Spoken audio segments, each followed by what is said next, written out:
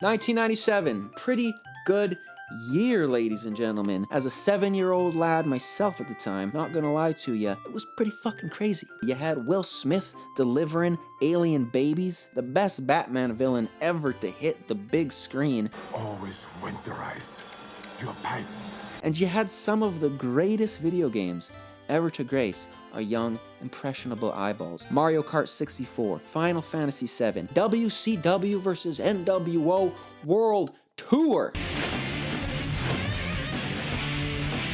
But one game in particular stands above the rest. One game in particular set the bar for all other games that would come after it, redefining an entire genre in the process. I am, of course, talking about Bonanza, the German-style card game of trading and Goldeneye. Obviously. Looking back now, this game does not look like all that and a bag of potato chips, to be completely honest with you, standing next to games like Doom and Half-Life and Counter-Strike. Kinda looks like a blurry piece of shit. But, let me tell you, at the time, this game was hot, like Foxy Cleopatra hot, like melt your face off, Raiders of the Lost Ark hot. And it was the granddaddy that paved the way for all of your favorite modern first-person shooters. Halo, Call of Duty, Halo 2. Goldeneye was developed by Rare, a statement which really does not mean a whole lot these days. But back at the time, Rare was like the fucking Beatles. They already had a handful of classics under their belt. I'm talking about Battletoads, Donkey Kong Country, Killer Instinct, Blast Corps, and they had not even come near to reaching their final form yet, okay? But despite all that, people still had their reservations about this Goldeneye game, because as good as Rare was, even back then, everybody understood the unwritten and timeless law that video games based off movies are complete pieces of shit. But that didn't stop the team, you know, they pushed through the haters and thank the Lord, because August 25th, 1997, the world was gifted something very, very special. Bond, James Bond, is blasting his way onto Nintendo 64 in the game version of the hit feature film, Goldeneye.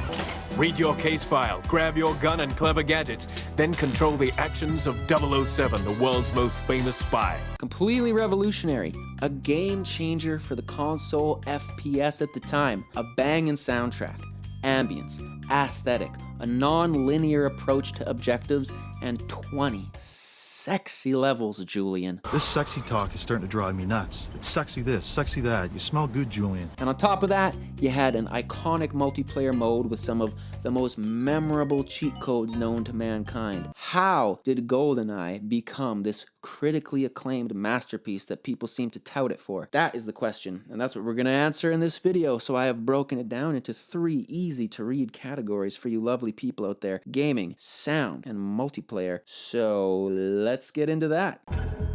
What are you gonna say about this one, man? Arguably the most colorful topic on this particular list. Such an interesting and unique way of doing things in this game. The developers didn't construct levels around objectives. They just designed levels that they thought were open and cool and then placed objectives inside of them. This led to a vibe where you had these open concept, non-linear levels where you could just go around and do these objectives at your own time, in your own pace, as opposed to most other FPSs at the time that were like, hey, so we got objectives, but the level is a straight line. Just keep holding W, keep shooting shit, and you'll get there eventually, big boy. No. Goldeneye had you doing shit your own way. And interestingly enough, they've said that they were kind of inspired by Super Mario 64 at the time, and the sort of open world concept that they had in that game for all the individual levels. Also, there was a big emphasis on stealth. You know, you could sneak around, you could snipe guards out before they hit the alarms, take out the security cameras, all that kind of shit. It was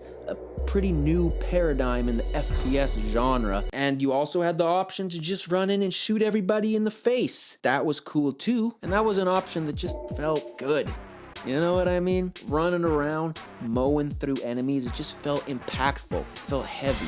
It felt meaty, like a fucking Philly cheesesteak, extra meat, no bread, DDT off the top rope. That was a DDT off the top! And I'm not gonna lie, I'm not 100% certain exactly how they achieve that effect. Probably a little bit of good game design, a little bit of good sound design, maybe a little bit of black magic sprinkled in there. I don't fucking know. But some games just feel weak and piddly, like you're shooting people with a fucking pellet gun, and some games don't, and Goldeneye don't. Outside of all this, you had multiple difficulty levels, which added on new objectives, increasing the playability. You had a whole host of cool-ass weapons, and you had scientists.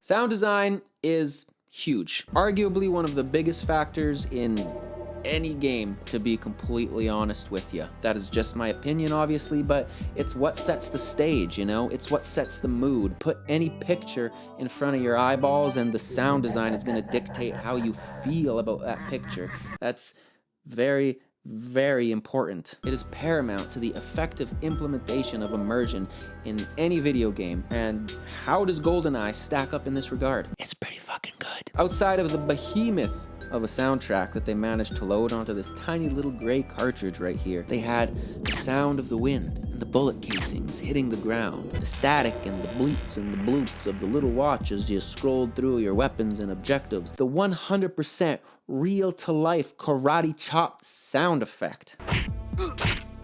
All of this came together in a beautiful way to create this big baba ganoush of ambience and immersion that just really made you feel like Bondy Boy. It really made you feel like that is exactly what an exploding table should sound like.